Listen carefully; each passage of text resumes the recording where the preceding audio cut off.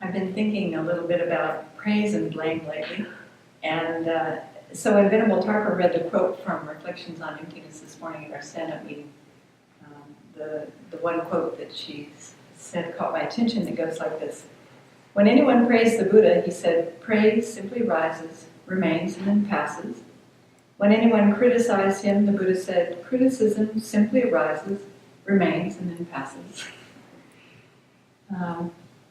From a worldly point of view, when we receive praise, and we're conditioned to think of it as success. You know, this is the success of Facebook is you get likes for your post, those sorts of things. However, when we cling to that praise, we suffer. Have you noticed we might receive a little praise for something we've done well, but then the mind wants to hold on to it, wants more, clings to it, wants to replay it. There may be a sense of loss or deflation when the praise is past, and the mind starts thinking how to get more praise. But when we're really able to check up and look for the cause of that sense of loss or deflation, invariably, in our own mind, we can trace it back to the attachment to the happiness of this one life. That's really what it's pointing to. And that's what all the 8 worldly concerns are based on, attachment to this one life. It's the cause of every individual's problem, every family's problem, every country's problem, even the cause of global problems, Lama Zopa says. So, all living beings want happiness. There's nothing wrong with this. We have a right to happiness, but we seek happiness in ways that can't possibly give us the reliable happiness that we want. We follow our desires and in the hopes of finding happiness and satisfaction, but following desires leads to unhappiness. And we've done this so many times, you'd think we'd learn to connect the dots. It doesn't work. But we try and try again, and real happiness is elusive and not possible through any of the 8 worldly concerns, not in a lasting way, anyway. When we check even a little bit, we can see clearly that receiving praise doesn't protect us from aging, sickness, and death. Praise does not increase our lifespan. Praise doesn't turn into virtue or merit, the real cause of our happiness. Praise doesn't benefit us in future lives. Even in this life, praise doesn't improve our relationships with others. It doesn't undermine our enchantment with samsara. It doesn't increase our kindness, love, and compassion. It doesn't improve our wisdom. It doesn't promise us a pure land. It's really kind of useless. So praise in itself is not a bad thing. Praise and appreciation may help us meet our needs for being seen, or for acknowledgement, or for feeling like we've made a meaningful contribution. So, it has a place in our lives. And that's okay. But it's our attachment to praise that gets us into trouble. For example, when we help someone or give them something, we might be looking for a little thanks or a little praise at the end of that. And if the person doesn't acknowledge our generosity or even say thank you, that might become a great source of suffering in our mind. For days we might scowl at this person and feel completely dejected. It's like we go around with a red-hot poker in our heart because we didn't get what we wanted. We might even criticize this person for not thanking us or praising us, or acknowledging us or appreciating us. As Shanti Deva says, when their sandcastles collapse, children howl in despair. Don't you love that one? Likewise, when my praise and reputation decline, my mind becomes like a little child. The happiness from praise that we receive is as ephemeral as a sandcastle, right near the ocean's edge, with the waves lapping at the edges. So praise from others merely brings a little mental happiness, and then it's gone, it's finished. That's it. Oof. Shanti Deva also says the happiness that arises from thinking I am being praised is invalid. It's only the behavior of a child. Why is this? Because strong attachment for praise is like having a sharp piece of glass stuck in our mind. One of the Gadampa Geshe said that. It's vivid, isn't it?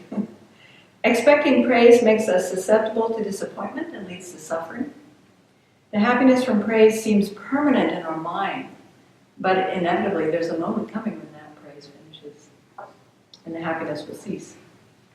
Praise can cause us to puff up with pride. We can start to envy those with good qualities and compete with them.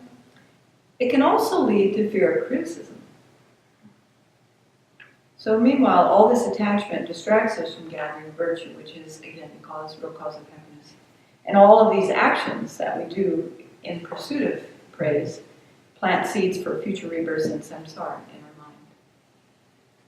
As long as we rely on external things for happiness, like praise from others, we'll never find the stability of well-being that we really long for. And we become a slave to the 8 worldly concerns. How many of you like to think of yourself as a slave? And we continue to be emotional yo-yos. That's Venerable's one of her favorite lines. Actually, praise does bring some happiness to the person who's praising us. Assuming they have a good motivation for offering the praise, the other person is creating some merit from praising us. So we can rejoice in their happiness from offering praise, and this will actually contribute to our happiness. But if that's the case, then we should be able to rejoice for their happiness no matter who they're praising, even someone we don't like. Have you ever caught yourself not being able to rejoice when someone else is being praised because your own attachment to being praised is unfulfilled? And there's probably also some jealousy and competition in mind as well. Shantideva goes so far as to say those who are involved in destroying our praise and reputation are also involved in protecting us from falling to unfortunate realms. That's strong mind training, but it's true, isn't it? They're helping us to avoid all the pitfalls that I've just mentioned previously. So why be angry with them? We should actually thank them. Thanks for helping me. So it's good to remember, just because someone praises us doesn't mean that we actually have those good qualities. And when someone praises us, actually, we should be thinking, this is due to the kindness of my teachers and other beings who helped me to, share their knowledge and their experiences, their guidance with me. And also, if we conduct our actions, whatever they might be, if we conduct our actions with bodhicitta, then we can feel confident that we're going to be the recipient of a good result, because we started with a good motivation, whether we're praised or not. So by cutting through attachment, genuine Dharma practice brings the peace that we're longing for into our lives. And then whether we receive praise or not, it's the same. Our mind remains even and peaceful. Another mind training technique is to think along these lines. If we like praise, we should also like criticism, because both are just words, sound waves hitting our ears. So we can learn a lot about ourselves and our mind by being aware of how it reacts, how our mind reacts to both praise and criticism, really observing what's happening. How pleased are we when someone praises us? How deflated do we feel when someone criticizes us? And notice that our reactions don't come from the words themselves. They come from our interpretations, and we know about interpretations, how they get us into trouble. It's the meaning that we assign to the words that brings the happiness and the suffering. Or actually, it's a condition. So knowing this increases our wisdom and gives us more of a sense of freedom.